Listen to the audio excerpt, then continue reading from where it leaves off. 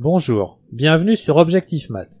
Dans cet exercice, on considère phi un produit scalaire sur l'espace vectoriel R puissance n, E la base canonique de R puissance n formée des vecteurs E1, E2 jusqu'à En, et A la matrice carrée d'ordre n, définie par, pour tout entier I et J compris entre 1 et n, A indice IJ égale au produit scalaire entre EI et EJ. On demande de montrer qu'il existe une matrice P inversible, telle que A soit égale à la transposée de P fois P. Vous devriez maintenant mettre la vidéo sur pause et chercher à résoudre l'exercice par vous-même. Commençons par une remarque dans le cas particulier où n égale 2.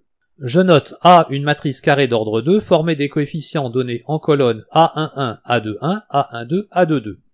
Je note x1 la matrice colonne 1, 0 et x2 la matrice colonne 0, 1. On peut remarquer que la matrice transposée de x1 fois A fois x1 est une matrice carrée 1, 1 réduite au coefficient A indice 1, 1 que l'on identifie au scalaire A indice 1, 1.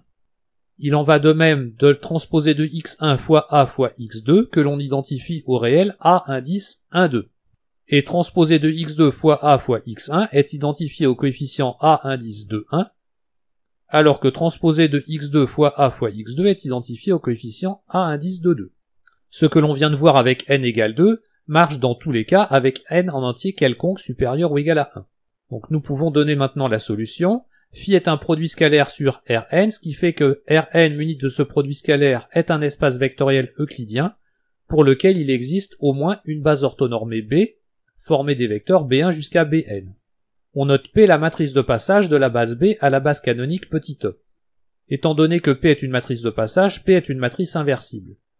On note xi la matrice colonne à n éléments, dont le ième élément est égal à 1 et tous les autres égaux à 0. D'après la définition de P, P fois xi est la matrice des composantes du vecteur EI dans la base B. Et comme B est une base orthonormée pour le produit scalaire phi, phi de EI-EJ est égal à la transposée de P fois xi multiplié par la matrice P fois xj, que l'on peut réécrire transposée de xi fois transposée de P fois xj. Compte tenu de notre remarque, phi de EI-EJ est égal au coefficient d'indice ij de la matrice transposée de P fois P. Mais on a défini la matrice A en posant pour tout entier I et J, A indice IJ égale phi de EI et de EJ. Donc A est égal à la transposée de P fois P.